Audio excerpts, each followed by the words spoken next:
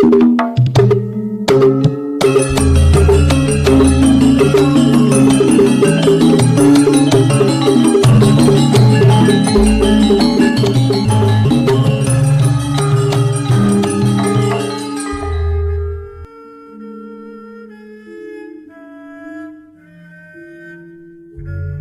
Ibu, para kadang kinasih simbah-simbah lan adik-adik, para rama suster bruder berkah dalem Gusti, sugeng rawuh wonten ing PDSK channel menika. Kados pundi kabar panjenengan? Mugi-mugi bagas kasarasan kesehatan kawilujengan tansah mengku kula panjenengan sami anggenipun nglampahi gesang ing dinten menika, lan mugi-mugi lumantar panglimbang basa Jawi waosan Injil kula panjenengan sansaya saged nggayuh iman kapitadosan ingkang leres lan mantep. Langkung-langkung anggenipun kula panjenengan bangun diri ing ngarsa dalem Gusti kanthi penuh raos atur panuwun. Awit lumantar baptis kula panjenengan sampun tinebus dening Gusti lan sedaya dosa-dosane awake dhewe wis ora dipitung dening Gusti. Awake dhewe duweni ganjaran ing sakmangke mlebet swarga. Wonten ing raos atur panuwun menika kula panjenengan kaajak supados nggih anggenipun gesang ing alam donya menika sepi ing pamrih. Ampun ngantos menapa kemawon sing kula panjenengan tindakake kabeh kudu ana pamrihe. Pancen menika lumrah nggih awake dhewe nyambut gawe kanggo nyukupi butuh, menika pekerjaan, menika pakaryan. Wis sak lumrahe pancen ana pamrihe opahe, ning kula panjenengan ampun ngantos kabeh kuwi nganggo pamrih. Jejering murid dalem Gusti, kula panjenengan katimbalan nggih cawe-cawe ing pakaryan dalem Gusti kangge mujudake atur panuwun raos syukur ing ngarsa dalem Gusti. Mila nggih awake dhewe ngorbanake diri yen perlu ya wani weweh marang tiyang sanes. Mila lumantar waosan Injil dinten menika Gusti Yesus paring pitedah dumateng salah setunggal tiyang Parisi lan temtu kula panjenengan sami. Kados pundi Gusti ngersakake supados tiyang Parisi menika anggenipun gesang tansah wani kurban, ora nggugu pamrih tertentu. Kados pundi cariyosipun? Monggo kita pirengaken sabda dalem Gusti ing dinten menika lan kita wiwiti kanthi sembayang sawetawis.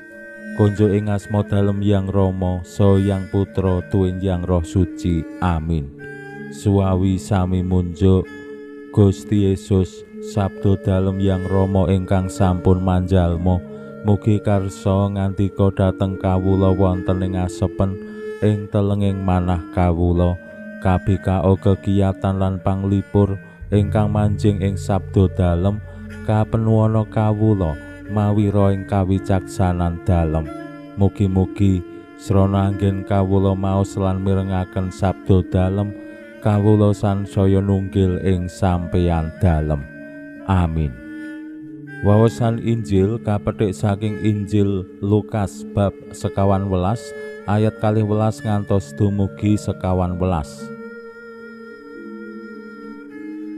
Nalika samono Gusti Yesus ngandika marang wong Parisi sing ngaturi Gusti kembul dahar ing omahe mangkene, yen kowe duwe gawe embuh awan embuh sore, aja ngulemi mitra-mitramu, sanak sedulur utawa tangga teparomu sing sugih-sugih, jalaran wong-wong iku bakal genti ngundang kowe lan kowe banjur nampa pituas.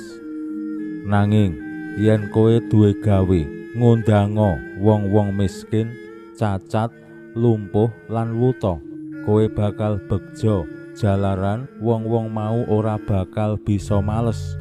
Yen mangkono kowe bakal nampa pituas ing dina tangining para utama. Makaten sabda dalem Gusti. Suwawi sami munjuk Gusti, kawula munjuk sembah nuwun karana sabda dalem. Sabda dalem dadosa obor ingkang madangi margining gesang kawula. Katuntuna kawula sageta sabda dalem menika numusi manah ngantos tansah ngrembaka kangge nggayuh gesang ing swarga. Amin. Bapak Ibu para kadang kinasih simbah-simbah lan adik-adik, waosan Injil dinten menika keraos cekak lan isinipun cetha banget kanggo awake dhewe. Kados pundi mbangun gesang pasrawungan sing penuh karaharjan, penuh kabegjan. Kula panjenengan dikersakake kados ingkang dipun kersakaken Gusti dumateng tiyang Parisi. Anggenipun gesang bangun pasrawungan menika tanpa pamrih, aja mung gegeki pamrih tertentu. Lan menika konkret sanget ingkang dipun paringaken Gusti Yesus, yen kowe ngundangi ngulemi wong-wong aja dipilih mung sing sugih kanthi pangangen-angen sok wong kae ben balekke, utawi mbok menawi mboten ngundangi sing miskin merga pekewuh, mengko nek tak undangi malah marai stres. Merga ya jaman sak menika nggih, yen entuk undangan uleman jagung manten, awake dhewe kan sok-sok langsung reaksine negatif. Reaksine iki kaya tambah beban. Waduh, ana uleman manten. Nek diundangi nggo surat undangan mesti ya kudu metu ra ketung 50.000. Apa meneh nek ditambahi tonjokan, mbuh ingkung, mbuh sembako utawi ater-ater. Nah menika ya ora mung cukup 50.000, 100.000, 150.000. Apa meneh relasine cedhak. Nek entuk undangan ora sowan, ora nyowani ya mesti tiba pekewuh.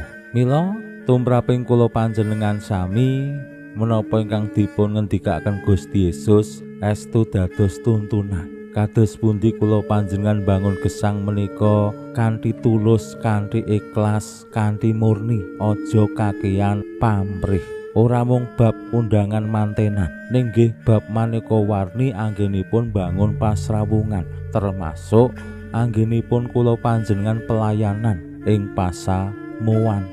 Naminipun pelayanan menika awake dhewe mujudake raos atur panuwun, awit nggih Gusti tansah sae, tansah jangkung, tansah paring berkah dumateng kula panjenengan sami. Mila lajeng mbagekaken berkah menika kanthi menyediakan diri wonten ing pelayanan.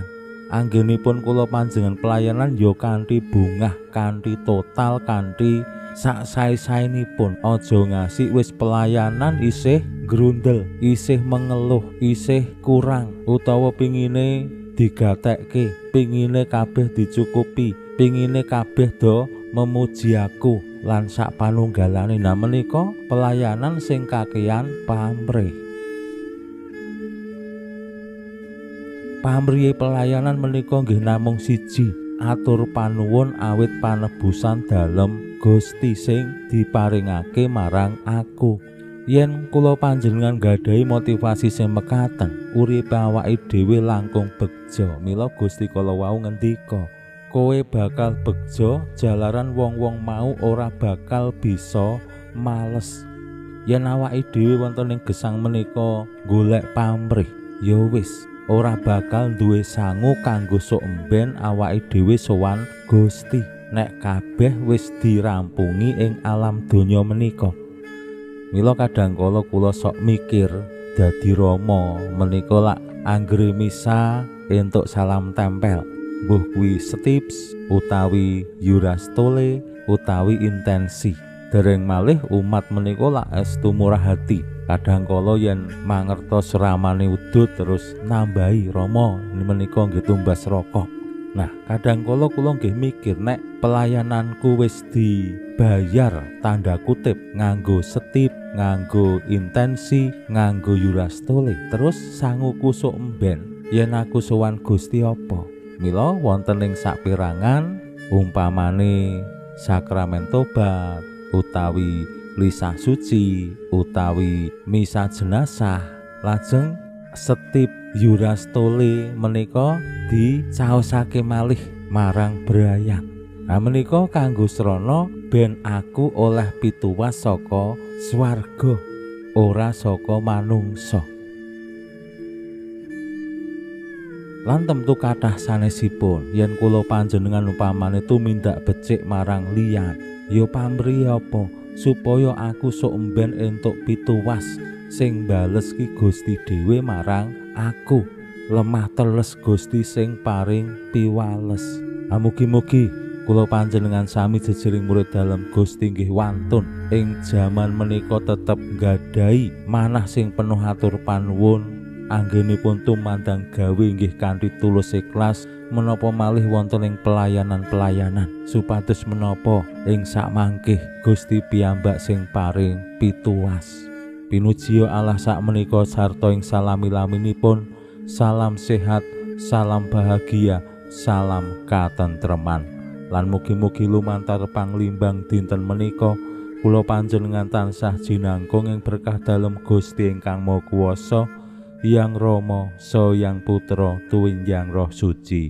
Amin.